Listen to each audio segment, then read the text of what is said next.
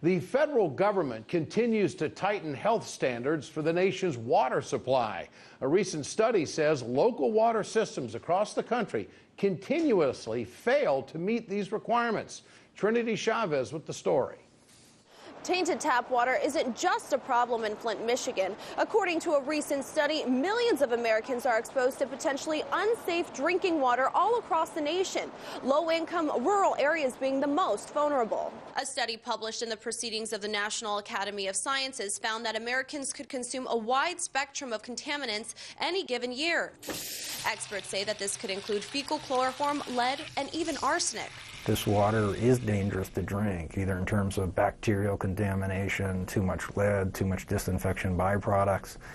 There's a lot of fear that some of these towns are breaking federal law because they can't afford to meet it. The report is the first nationwide assessment of drinking water quality over at least 3 decades. Researchers looked at nearly 18,000 community water systems around the country from 1982 to 2015 and found that during that time, between 3 and 10% of the country's water systems have been in violation of Federal Safe Drinking Water Act health standards each year. And in 2015, during the Flint, Michigan crisis, nearly 21 million Americans relied on community water systems that violated health-based quality standards. According to the report, low-income rural areas were hit the hardest. Well, there's really 2 reasons. First and foremost, they don't have funding to afford more expensive treatment systems that get the contaminants out of the water in the first place. It would really make their water bills more expensive than they already are.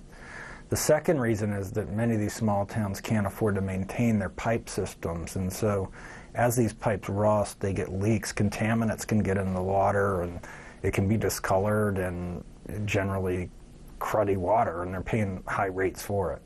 While the quality of drinking water was especially poor where water systems had repeat violations like in Oklahoma, Texas, and Idaho, the study found that privately owned utilities had fewer violations than publicly owned utilities, and that bigger water systems tended to have fewer violations than smaller systems. Our paradigm for drinking water in this country is you get the water you can afford. And if your town can't afford to meet federal law, that's just your tough luck. Yet right now, the only way to get money to these towns is from state or federal sources, only in the case if they experience a crisis like in Flint, Michigan. While the federal government has been working towards stricter health standards for water supplies across the country, many still believe that the solution lies within the current White House administration. Reporting in New York, Trinity Chavez, RT.